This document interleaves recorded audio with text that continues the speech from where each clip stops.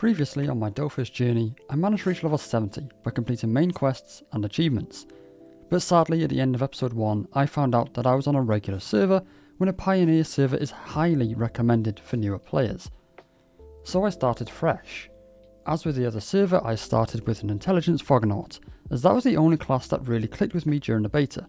But I was already tempted to start a second account to help speed up progression, and so I opted to try a Chance Sacrier, a class that I had seen a lot in wakfu, but I could never get the hang of it myself. With our accounts partied up, we speedran the entire of Incarnum, 100%ing it in just over an hour. That was much quicker than my last attempt. With Incarnum Island finished, we could work on catching up on the Astrub achievements. As I stated in my previous episode, achievements are a great way to keep an eye on your progression, as well as earning a lot of experience points and kamas. They are a great way to hone your focus, making Dofus feel a lot more manageable. Before starting over, I had just about cleared out the quests, exploration and monsters within Astrub, and began setting my sights on the dungeons. So that was our first goal. It didn't take long before I started to really get the feel for Sacre, and I have to admit, I now prefer it to my Foggernaut to the point where I'm tempted to reroll the Fogger into something a bit more interesting. Though after some more research I have found that actually I might just move over to a Strength Foggernaut. That way I'm not relying so much on the turrets and I can do a lot more damage myself. But first I need to reach level 105 for apparently a very important spell. While Fogger has a more all-rounder style kit, the Sacre is a berserker. They thrive off taking damage, increasing their own damage in the process, and can use big, powerful AoE abilities to lifesteal any damage they take. Since dungeons are so rewarding in terms of XP, most of my focus was spent clearing them out and getting as many of the achievements as I could. And so, to make the most of this experience, I made sure to upgrade our character's gear into the next wisdom set every single time I could. In the previous episode I mentioned that one of my only complaints about Dofus is they've got this fantastic encyclopedia for all the monsters, all the items, everything you could need to know, but not sets, so I always found it very difficult to know when to move into a new set, what the set bonuses were, and what level I needed to be. Thankfully I stumbled across a fantastic YouTuber called Viper, who actually created a massive library of sets for all stats, starting from level 20 all the way through to level 190. So I will leave a link to their channel and that video specifically down below. While some of the earlier dungeon challenges were proving to be impossible to complete, such as the Blitzcrank challenge and the Royal Goblet dungeon, some dungeons really showed the Sacrier's class shining. And sure, the Foggernaut was doing their bit too, but I'm not feeling like there's a whole lot of synergies going on between my two class choices. The Boostas dungeon was one that I struggled with the first time round with just the Foggernaut and Star Lumino, but with the Sacrier and Foggernaut, it was extremely easy. Speaking of Star Lumino, that's actually one of the reasons I wanted to run two accounts. Sometimes you actually get achievements for running dungeons in groups of 4 using specific sidekicks, and I knew that I could get Astrub Knight very easily, opening up a whole load more achievements for more XP and more money. So initially I was running all the dungeons as a group of 4 until I realised how much XP these sidekicks were sapping off me. So now I only put them in when I need them. Skipping ahead a bit, I've now done most of Astrub's quests, explored the areas and challenges done on several dungeons and monsters, bringing me to level 60.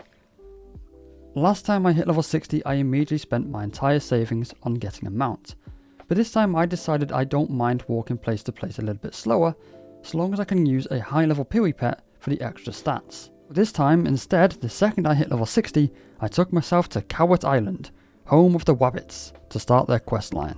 In the end I did a lot of this quest line off camera. One, because I had to follow a video guide start to finish. It was not easy and it's very complicated. And two, most of the audio was just me swearing and cursing as I fell down every single rabbit hole you could possibly imagine. Finally though, we reached the War Castle, and it was time to overthrow the Wobbit Kingdom. This was going to be our hardest fight yet. For the most part I don't fight dungeons at my level because honestly there's not really much point to it. Farming lower level dungeons nets you far more experience per hour, at least it has been for me. Normally I do try go for the challenges, but I was too focused on getting the Cowat Dofus, an equipment item that provides 60 wisdom, which I think actually equates to extra 60% experience earned. This was an incredibly good item to get, but it wasn't easy. The Sacrier once again was incredible, not only for the damage and the self-healing, but the massive shields they can apply to themselves.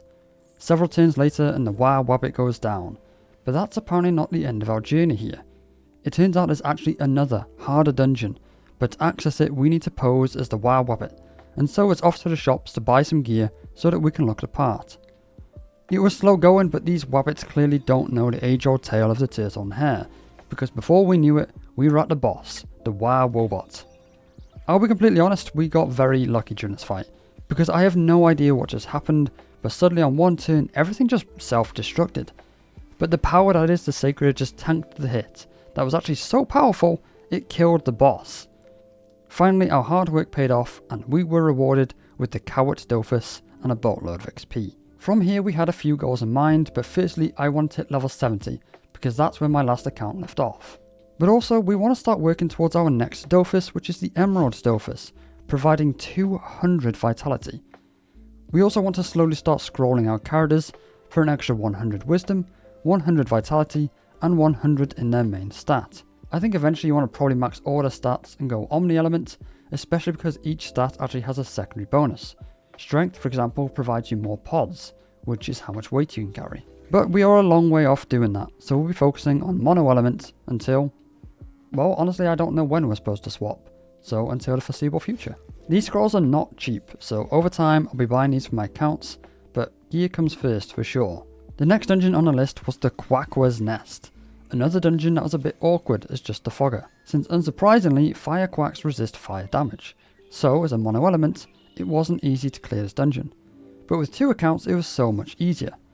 The boss falls and we hit level 70, but also we unlocked the spell Soul Capture, which we'll need for a quest later on. Some dungeon crawling and questing later we reached the Royal Jelly Dungeon, and this is probably the first dungeon I decided to not go for the challenges and achievements at all. Why? Because if you look at the challenges, you have to beat these challenges on every single variant of the Royal Jelly. At least I think you do. So that means I'd have to run this dungeon 5 times. And at this point, I thought I still only had 1 entry per week. It took me a while to find where the keys are sold. Apparently, it's not actually in this market called Handyman Market. I guess that's not a thing anymore. But you can actually just buy them at the resource one. So, it turns out it wasn't very complicated. With 1 cannibal dungeon falling, I finally decided to stop avoiding quests that I can't immediately figure out. On the last episode I was too embarrassed to admit this, but I couldn't figure out how to get to the Shin lava dungeon. But now, I've actually finally figured out how to get in. This dungeon is actually really cool. Instead of the usual key to enter, we consume a golden lava egg, and we enter through this gate. What's even cooler is this dungeon actually splits into 2, allowing for your characters to an insane amount of experience. And honestly, it makes the challenges easier to pull off. The boss's challenges are also incredibly easy, and only a laughably bad gamer could mess up the versatile challenge. Right? Well, that's me for you. I seem to always break the easy challenges. Versatile, zombie, and nomad are for some reason my nemesis challenges. Oh well, I can see myself farming this dungeon a lot in the future because the XP is insane.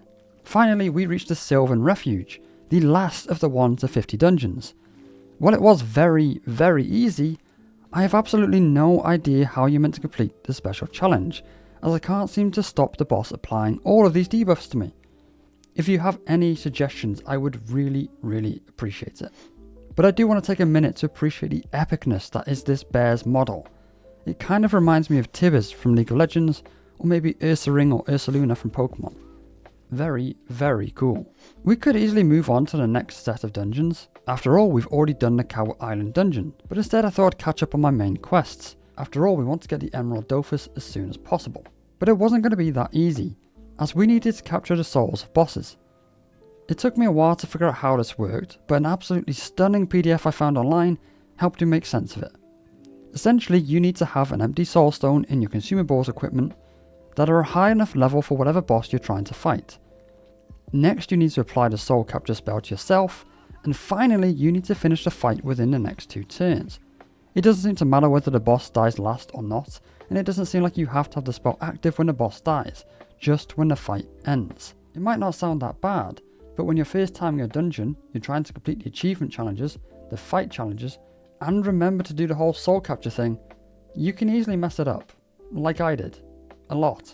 In hindsight, I should have just focused at one thing at a time, but this was back when I still thought I only had 1 entry per week. On top of that, I just started to feel really weak all of a sudden. Dragneris' dungeon was brutal, and so was the Crackler dungeon, so for the rest of my next 2 days, I decided that I was just going to grind. After all, I do have close to 400 wisdom. At any point you can just go to the map and check the current territory standing to see which zones or dungeons have the highest XP gains. And so I decided to go grind whatever spots were close to my level with as high percentage as possible. After reaching level 99 and re-gearing my characters, I wanted to do something special for my last level. So I decided to go clean up the missing achievements for the dungeons. Royal Gobble? Check. Bwalk? Check. Ricky Dungeon? Check. And level 100 achieved. I kept working through these achievements until finally coming back to the Shin Lava Dungeon, where this happened. Since there's not a key to access the dungeon, I think I need to consume another egg and start a dungeon from scratch. So I just decided to close the game, and we'll finish off the 1 to 50 achievements another day. So I think that's where I'm going to end this episode. For the next episode, I do have a plan that will hopefully let me record both perspectives at the same time, which I'm really excited about.